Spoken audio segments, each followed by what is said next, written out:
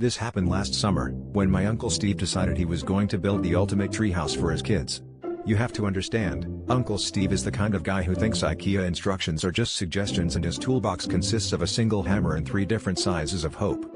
He gathered the family one Saturday morning, pointed at a very average-looking oak tree in his backyard, and announced, "By sundown, there will be a palace among these branches."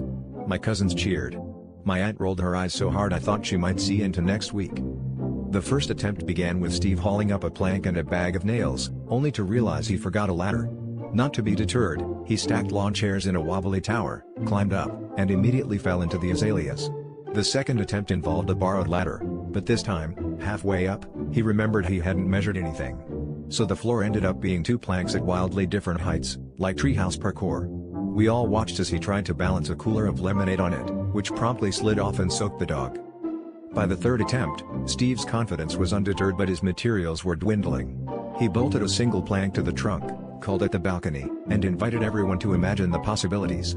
At this point, the only thing in the tree was a crooked plank and a ladder leaning against it.